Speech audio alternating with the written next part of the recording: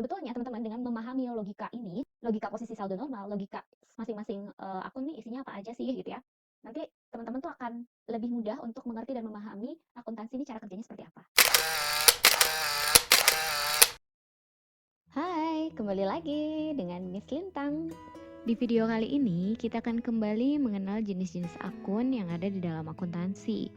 Di video sebelumnya, saya sudah sempat jelaskan terkait dengan jenis-jenis akun yang ada di aset dan juga yang ada di liabilitas.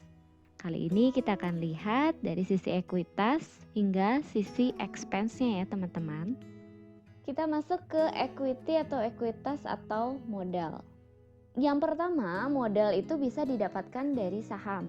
Jadi di sini ada modal saham biasa atau share capital ordinary. Lalu kemudian yang kedua adalah dividen. Untuk dividen ini ada perlakuan khusus ya. Dimana untuk dividen ini sifatnya adalah mengurangi nilai dari modal atau nilai dari ekuitas. Ya, jadi kalau misalnya tadi modal itu memiliki atau ekuitas itu memiliki saldo normal bertambahnya adalah di sisi kredit, berarti kalau dividen saldo normal bertambahnya itu adalah di sisi debit. Lalu kemudian yang satunya lagi adalah retained earnings atau laba ditahan. Kita lanjut ke revenues atau pendapatan.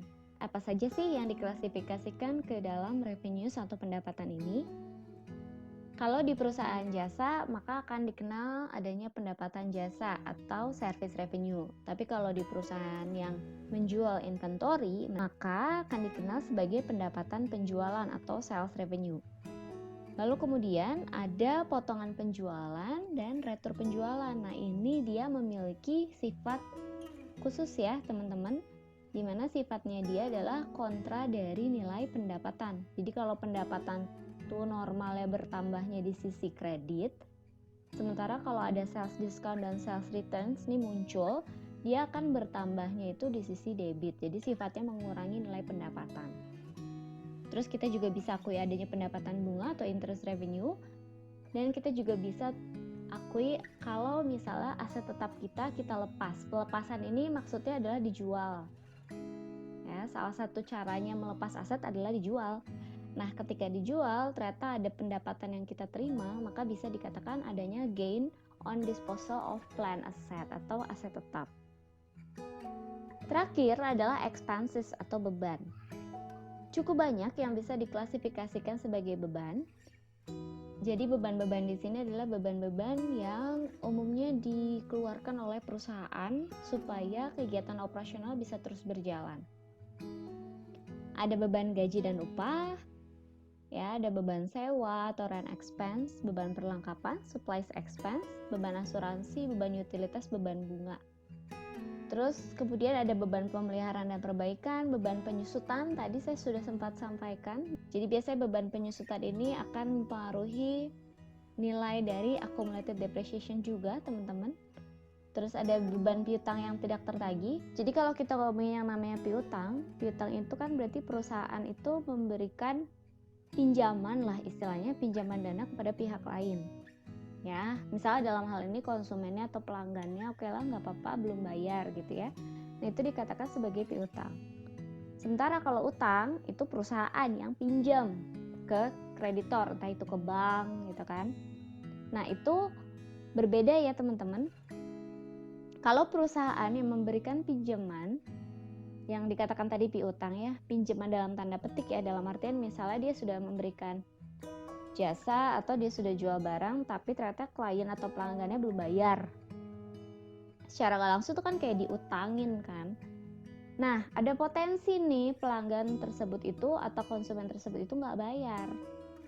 Nah itu perlu diestimasi berapa jumlah potensi gagal bayar dari konsumen atau pelanggan kita, itu yang dicatat sebagai beban piutang tak tertagih. Beban amortisasi tadi ya terkait dengan penyusutan dari aset-aset tidak berwujud. Beban administrasi, beban penjualan, harga pokok penjualan, cost of goods sold.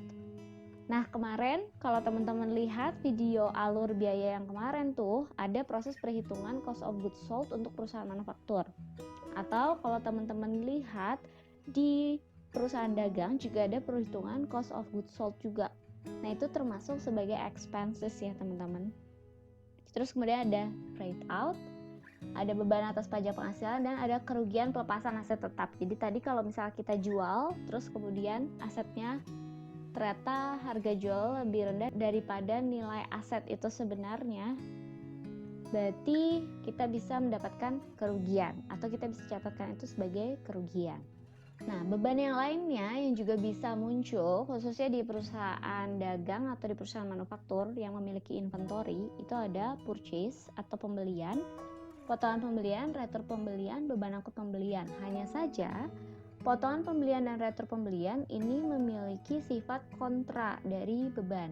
Jadi kalau beban, saldo normalnya dia bertambah itu ada di sisi debit, sementara kalau yang namanya purchase discount soal purchase returns itu kalau ada atau muncul itu akan bertambahnya di sisi kredit atau sifatnya mengurangi nilai dari purchase atau nilai dari beban.